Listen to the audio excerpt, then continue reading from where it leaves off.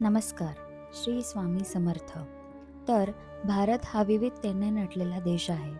इथे प्रत्येक माणसाला धार्मिक, सामाजिक आणि सांस्कृतिक असे महत्त्व आहे. मकर संक्रांत हा असा एक सण आहे जो भारतातील जवळजवळ सर्वच राज्यांमध्ये वेगवेगळ्या नावांनी आणि परंपरांनी साजरा केला जातो. तर हा सण दरवर्षी साधारणपणे 14 किंवा 15 जानेवारीला साजरा केला जातो. या दिवशी सूर्य मकर राशीत प्रवेश करतो, म्हणून सणाला मकर संक्रांती असे नाव पडले आहे. मकर संक्रांत हा ऋतू बदलाचा सण आहे. या दिवसापासूनच सूर्य उत्तरायण होतो आणि दिवस मोठे होऊ लागतात. भारतीय संस्कृतीत उत्तरायणाला शुभ असे मानले जाते, कारण त्यामुळे हा सण आनंद, आशा आणि नव्या सुरुवातीचे प्रतीक मानला जातो. तर महाराष्ट्रातील मकर संक्रांत म्हणजे कोणत्या पद्धतीने साजरी केली जाते? तर महाराष्ट्रात मकर संक्रांत हा सण मोठ्या उत्सवात साजरा केला जातो. या दिवशी लोक तिळगुळ बनवतात. तिळगुळ घ्या आणि गोड गोड बोला असे म्हणत लोक एकमेकांना शुभेच्छा देतात. तीळ आणि गूळ हे आरोग्यासाठी उपयुक्त असे मानले जातात. त्यामुळे महिलांकडून हळदी कुंकूही केले जाते. पतंग उडवण्याची परंपरा ही मोठ्या प्रमाणात अगदी अगोदरपासूनच चालत आलेली आहे. तर एकीकडे गुजरात आणि राजस्थानमध्ये मकर संक्रांतीला उत्तरायण असे म्हणतात. येथे हा सण पतंग उडवण्याच्या उत्सवासाठी प्रसिद्ध आहे. मकर संक्रांतीच्या दिवशी गुजरातमध्ये आकाश रंगीबिरंगी पतंगांनी भरून जाते. राजस्थानमध्येही पतंग उडवण्याचा आनंद मोठ्या प्रमाणात साजरा केला जातो.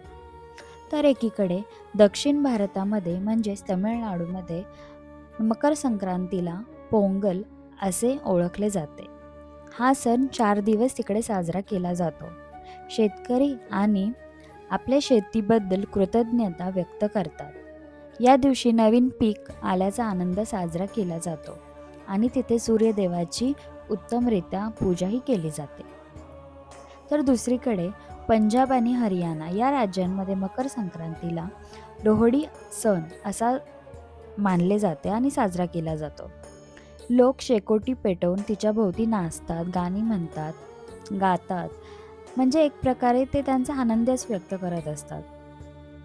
हा सण समृद्धी किंवा चांगल्या पिकाचा प्रतीक असे तिकडे मानले जाते. आंध्र प्रदेश आणि कर्नाटकमध्ये तर हा सण संक्रांती म्हणून असा साजरा केला जातो जसं महाराष्ट्रामध्ये. घरांची साफसफाई केली जाते, रंगबिरंगी रांगोळ्या काढल्या जातात आणि विशेष पदार्थ बनवले जातात, जसे आपण आपल्या महाराष्ट्रामध्ये करतो. तर संक्रांतीचे महत्त्व म्हणजे काय? मकर संक्रांत हा केवळ धार्मिक सण नसून तो एकतेचा आणि सकारात्मकतेचा संदेश देतो. वेगवेगळ्या राज्यांमध्ये वेगवेगळ्या नावांनी साजरा होत असला तरी काय झालं? या सणामागील भावना मात्र एकच आहे, ते म्हणजे आनंद, समृद्धी, आरोग्य आणि आपुलकी. म्हणजेच मकर संक्रांत हा सण आपल्याला गोड बोलण्याची, एकमेकांशी प्रेमाने वागण्याची आणि निसर्गाबद्दल कृतज्ञ राहण्याची शिकवण देतो, इतकंच. विविधतेत एकता दाखवणारा हा सण भारतीय संस्कृतीचे खरे सौंदर्य दर्शवतो. त्यामुळे भारतामध्ये मकर संक्रांत या सणाला अधिकतर मान्यता दिली जाते. कारण हा इंग्रजी कॅलेंडरमधला पहिला सण असला तरी आपली ज्या सणांची सुरुवात होते ती संक्रांतीपासूनच होते.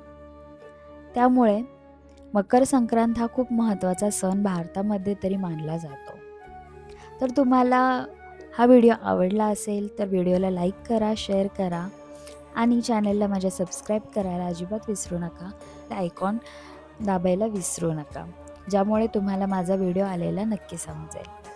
चला तर मग भेटूयात एका नवीन व्हिडिओमध्ये. श्री स्वामी समर्थ. जय जय स्वामी समर्थ.